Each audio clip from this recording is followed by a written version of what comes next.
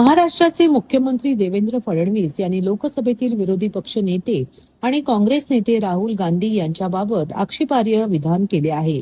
राहुल गांधी हे रिस्पेक्टेड नेते असून ठाणे काँग्रेसने आज देवेंद्र फडणवीस यांनी केलेल्या वक्तव्याचा पत्रकार परिषद घेत निषेध केला.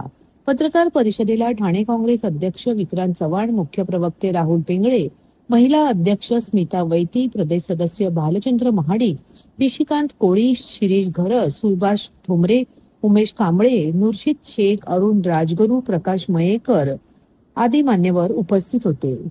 राहुल गांधी रिजेक्टेड नेते नसून देशातील रिस्पेक्टेड नेते आहेत. ज्यांना महाराष्ट्र राज्यातील समस्या सोडवण्यात येत नाही ते राहुल गांधींबद्दल वक्तव्य करत आहेत.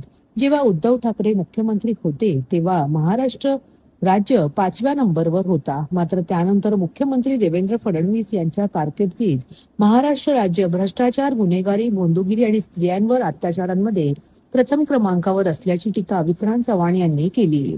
मुख्यमंत्री देवेंद्र फडणवीस यांची खुर्ची डळमळीत झाली आहे.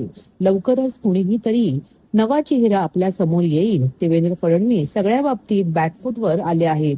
कुठल्याही प्रकारचा विकास होत नाही. शेतकऱ्यांसाठी कोणतीही उपाययोजना होत नाही. लॉ अँड ऑर्डर विस्कळीत झाले आहे. राहुल गांधी यांच्या नेतृत्वाखाली आजही अनेक राज्यात काँग्रेस किंवा आघाडीचे सरकार आहे. राहुल गांधी यांच्यावर टीका करण्याची मुख्यमंत्री देवेंद्र फडणवीस यांची तितकी उंची नसल्याची टीका विक्रांत चव्हाण यांनी केली आहे.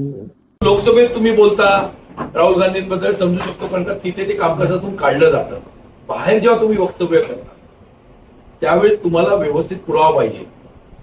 मी कसं म्हटलं, आम्हाला ऐकवत आहे तर तुम्हाला पुरावा पाहिजे की राहुल गांधी रिजेक्टेड. राहुल गांधी इलेक्टेड आहेत. राहुल गांधी ओसा पलीकडे जाऊन निवडून आले केरळला. यांनी नागपूर सोडून मुंबईमधून निवडून येऊन दाखवावं. यांनी नागपूर सोडून मुंबईमध्ये निवडून येऊन दाखवावं. आणि त्यामुळे आणखीन एक त्यांच्यावरती आरोप असा होतोय की हल्ली काही दिवसामध्ये ते विरोधी पक्षांचे प्यादे झाले. तुम्ही बघा, विरोधी पक्षातल्या लोकांना ते सहसा हल्ली जरा जवळ करतायत सगळ्याच. स्वतः काहीतरी अंतर्गत विरोध वाढल्यामुळे फक्त काँग्रेसवाल्यांना काही ठिकाणी टार्गेट करतात. आता आम्हाला टार्गेट करतील, आणखी कोणाला आमच्या काँग्रेसवाल्यांना टार्गेट करतील. पण बाकीचे जेवढे विरोधक आहेत, आता उद्धव ठाकरे आहेत किंवा शरद पवार गट आहे, त्यांना सगळ्यांना जवळ करतात. आणि तो आरोप त्यांच्यावरती कुठेतरी होतोय. तो पण आरोप त्यांचे जे अंतर्गत धुसफूस आहे, काही जे मुख्यमंत्री पदाची स्वप्न बघतात बीजेपी, त्यांच्या विरोधातली जी लॉबी आहे सध्या, त्यांच्या विरोधातली जी लॉबी आहे, मुंबईचे अध्यक्ष आहेत, चंद्रकांत दादा पाटील आहेत, आशिष शेलार आहेत, विखे पाटील आहेत, ही त्यांच्या विरोधातली लॉबी आहे सध्या.